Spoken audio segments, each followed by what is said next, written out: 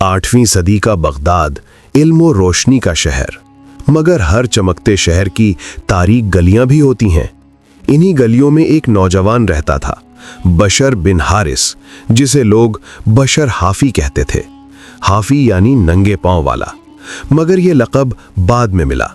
पहले तो वो गुनाहों में डूबा हुआ था। बशर का घर हर रात शोर व शराब से गूंजता। हंसी, मौसीकी और गफलत की महफिलें, यही उसकी जिंदगी थी। अल्लाह का खौफ नहीं, आखिरत की फिक्र नहीं। वो समझता था अभी जवान हूं, तौबा बाद में कर लूंगा।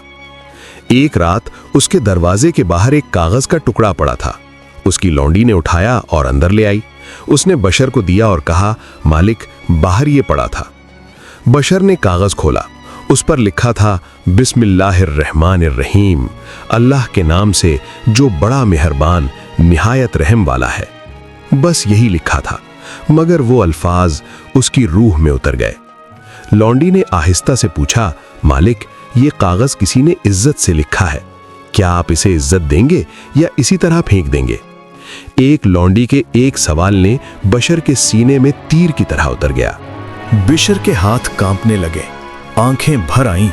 उसने कागज को सीने से लगाया और सोचा, जिस रब ने ये नाम लिखवाया, क्या मैं इसके काबिल हूं? क्या मेरा दिल इतना पाक है कि ये नाम मेरे पास रहे?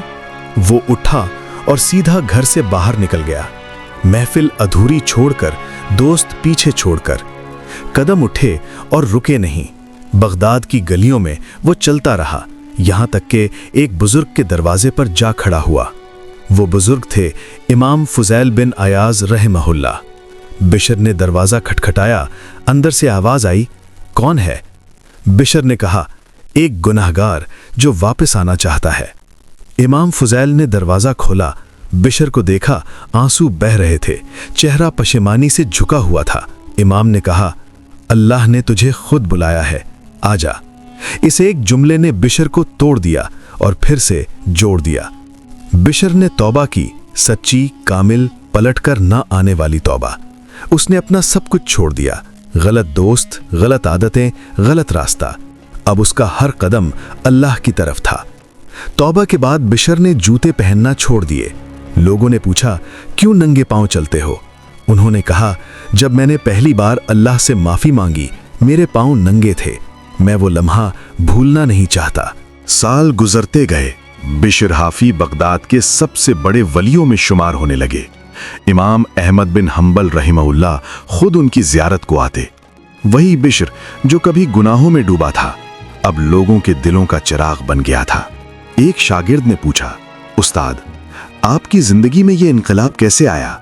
बशर हाफी ने मुस्कुराकर कहा, एक कागज का टुकड़ा और एक लौंडी का सवाल, और अल्लाह की रहमत जिसने मुझे थाम लिया।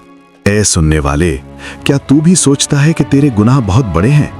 क्या तुझे लगता है कि अल्लाह तुझे माफ नहीं करेगा? तो बशर हाफी की कहानी याद कर, अल्लाह की रहमत की कोई हद नहीं। अल्लाह ताला फरमाते हैं, कुल या इबादियल्लज़ीना असरफू अला अनफुसिहिम ला तक़नतू मिर रहमतिल्लाह। कह दो, ऐ मेरे बंदो जिन्होंने अपनी जानों पर ज्यादती की, अल्लाह की रहमत से मायूस ना हो। तौबा का दरवाजा हर सांस के साथ खुला है। बशर हाफी ने देर से दस्तक दी, मगर अल्लाह ने फौरन खोल दिया। तू अभी दस्तक दे, अभी, इस लम्हे, क्योंकि तौबा में कभी देर नहीं होती। तौबा कभी देर नहीं होती। अल्लाह हमेशा सुनता है।